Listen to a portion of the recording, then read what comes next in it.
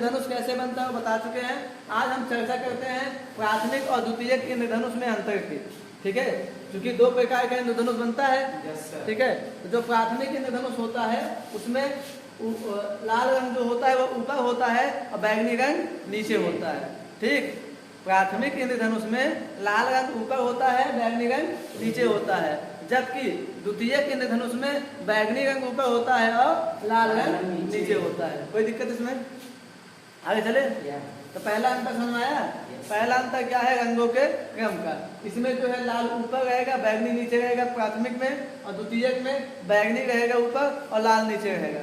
ठीक, दूसरा है इसमें जो प्राथमिक इंद्रधनुष होगा वो बहुत तीव्र होगा, बहुत मतलब चटकीला होगा। ठीक है, वो आपको स्पष्ट रूप से दिखाई देगा। ठीक, लेकिन जो द्वितीयक इंद्रधनुष होता है वो बहुत फीका होता है। कैसा होता है? फीका होता है। आप लोग देखते हैं ना कभी कभी एक साथ दो इंद्रधनुष ऐसे बन जाते हो।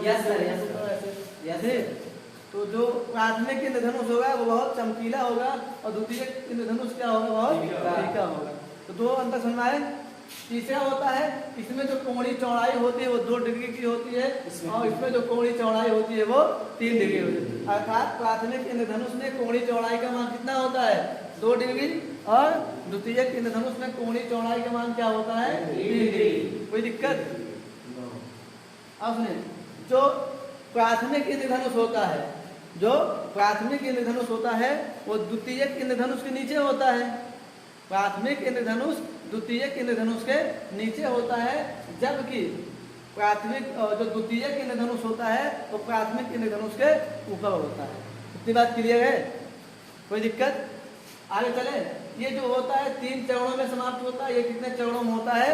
4 चरणों में समाप्त होता है। बात समझे? तो प्राथमिक इंद्रधनुष है वो 3 चरणों में समाप्त होता है, और जो द्वितीयक इंद्रधनुष है वो 4 चरणों में समाप्त होता है। प्राथमिक इंद्रधनुष में 2 बार अपवर्तन होता है, 1 बार आंतरिक परावर्तन होता है, जबकि इसमें क्या होता है? 2 बार अपवर्तन होता है और 2 बार आंतरिक परावर्तन होता है। इसीलिए इसमें कुल कितने चरण हो जाते हैं? 4। हमें लगता है प्राथमिक और द्वितीयक इंद्रधनुष में अंतर समझ आ गया होगा। कोई दिक्कत है इसमें? ठीक है, पहला किसका अंतर है? रंगों के क्रम का। दूसरा है तीव्रता का। ठीक है, तीसरा है कोणीय चौड़ाई का। चौथा है ऊपर नीचे का। ठीक है, और 5वां है चरणों का। ठीक, आगे देखते हैं इंद्रधनुष के कुछ महत्वपूर्ण तथ्य होते हैं। महत्वपूर्ण तथ्य में पहली शर्त होती है। क्या होती है? शर्त। देखिए, शर्त नंबर 1 में कहा गया सूर्य जो होगा प्रेक्षक के पीठ की ओर रहेगा। जो सूर्य होगा वो प्रेक्षक के पीठ के, तो मतलब सूर्य आपके इस तरफ होना चाहिए, पीछे होना चाहिए। सूर्य आपके पीछे होना चाहिए, आगे होगा कभी नहीं दिखाई देगा। ठीक, तो पहली शर्त क्या है? आपसे पूछा जा सकता है ना कि इंद्रधनुष के लिए पहली शर्त क्या है ना, कि आप लिखिएगा प्रेक्षक जो सूर्य होगा प्रेक्षक के आगे होगा, सूर्य जो होगा प्रेक्षक के दाएं होगा, सूर्य जो होगा प्रेक्षक के बाएं होगा, या सूर्य जो है प्रेक्षक के पीछे होगा। तो आपका जो सूर्य हमेशा कहाँ होना चाहिए? प्रेक्षक के पीछे होना चाहिए। ठीक, पीछे रहेगा, आगे जैसे सूर्य जगह दिख रहा है। कहने का मतलब जैसे ये खड़े हैं, सूर्य हमारे आगे नहीं होना चाहिए, सूर्य हमारे पीछे होना चाहिए। ठीक है। अच्छा, यहाँ पे एक चीज और ध्यान देना, हमेशा कभी भी जो सुबह का इंद्रधनुष होगा ना, सुबह में इंद्रधनुष पश्चिम में बनेगा और शाम का इंद्रधनुष पूर्व में बनेगा। ठीक है, दोपहर में बनेगा ही नहीं। क्यों? क्योंकि उस समय जो सूर्य होगा वो प्रेक्षक के ठीक बीचों बीच में होगा, ना तो आगे होगा ना तो पीछे होगा। और कंडीशन में पहले बता दिए गए सूर्य क्या होना चाहिए? प्रेक्षक के पीठ के पीछे होना चाहिए। कोई दिक्कत? तो दूसरा क्लियर है। दूसरा क्या? आकाश आपका साफ होना चाहिए। आकाश साफ होना चाहिए, इसीलिए सिर्फ वर्षा ऋतु में ही दिखाई देता है। भाई वर्षा आकाश साफ होने से हमारा वायुमंडल जो है बहुत सी प्रदूषणों का शिकार है। विभिन्न प्रकार के कंकड़ पाथर मतलब छोटे छोटे पार्टिकल ऊपर उड़ते रहते हैं, इन सब चीजों से साफ होना चाहिए। जानते हो कार्बन डाइऑक्साइड की मात्रा कितनी ज्यादा हो गई है, धुआं कितना उड़ रहा है। ठीक, ये सब पॉल्यूशन है, इसीलिए आगे देखें सूर्य का प्रकाश चमकीला होना चाहिए। मतलब जब इंद्रधनुष बनेगा तो सूर्य का प्रकाश चमकीला होगा। जब आने वाले प्रकाश की तीव्रता ज्यादा रहेगी तभी तो हमें चमकीला इंद्रधनुष दिखाई देगा। बात समझे नहीं समझे? अगला है सूर्य के विपरीत और बादल। मतलब सूर्य के विपरीत हो बादल। कहने का मतलब अगर इस तरफ सूर्य है, सामने क्या होना चाहिए? बादल होना चाहिए। मतलब बदरी।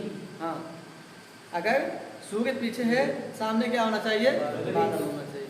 ठीक, चारों शर्तें समझ में आई। पहला, सूर्य जो है प्रेक्षक के पीठ के पीछे होना चाहिए। दूसरा, सूर्य का प्रकाश चमकीला होना चाहिए। तीसरा, आकाश जो है वो साफ होना चाहिए। चौथा, सूर्य के ठीक आगे की विपरीत दिशा में क्या होना चाहिए? बादल होना चाहिए। मतलब सूर्य पश्चिम में है तो बादल पूर्व में होना चाहिए। ठीक, और ये भी हमेशा ध्यान देना, अगर सुबह में सूर्य निकलता है तो इंद्रधनुष पश्चिम में बनेगा, और शाम को इंद्रधनुष निकलता है हमेशा पूर्व में बने। ये एक पहचान है, मतलब तरीका है शाम और सुबह। हाँ, ठीक है। अब दूसरा तथ्य क्या होता है? दोपहर में इंद्रधनुष बनता ही नहीं। क्यों नहीं? क्यों? क्योंकि सूर्य इस समय न प्रेक्षक के आगे होता है ना पीछे होता बीच है। में होता है सूर्य न तो प्रेक्षक के आगे होता है न तो पीछे होता है। अब ये लोग तुम मत सोचना हम जो है सूर्य के थोड़ा आगे चले जाए। सूर्य के आगे कोई जा नहीं सकता, बल्कि सूर्य खुद आगे पीछे होता रहता है। ठीक है, ऐ कहूँ जाओगे पृथ्वी पे ना, तो दोपहर के समय जो होता है सूर्य क्या होता है? एकदम बीचों बीच में होता है। इसीलिए दोपहर में कभी भी हमको जो है दिखाई नहीं देता है। बात समझे नहीं समझे? आगे है द्वितीय के इंद्रधनुष में क्या होता है? 2 बार अपवर्तन होता है, 2 बार परावर्तन, तो बता ही चुके आपको। तीसरा चौथा क्या है? द्वितीय के इंद्रधनुष में प्रकाश का अवशोषण होता है। ये एक फैक्ट होता है। द्वितीय के इंद्रधनुष में प्रकाश का अवशोषण होता है, मतलब प्रकाश को एब्जॉर्ब करते हैं, इसीलिए प्रकाश की तीव्रता कम हो जाती है। बात समझे नहीं समझे? सभी चीजें क्लियर है नहीं क्लियर है? इतना आज याद कर लेना। पहला अंतर क्या है? रंगों के क्रम का अंतर है ना। पहला अंतर किसमें है? रंगों के क्रम में है। दूसरा अंतर है उसकी तीव्रता में। प्राथमिक इंद्रधनुष अधिक तीव्र होता है, द्वितीय इंद्रधनुष कम तीव्र होता है। तीसरा है कोणीय चौड़ाई। प्राथमिक इंद्रधनुष की कोणीय चौड़ाई 2 डिग्री होती है और द्वितीय इंद्रधनुष की कोणीय चौड़ाई 3 डिग्री होती है। और चौथा जो है प्राथमिक इंद्रधनुष है वो द्वितीय इंद्रधनुष के नीचे होता है, और जो द्वितीय इंद्रधनुष है वो प्राथमिक इंद्रधनुष के ऊपर होता है। ठीक है।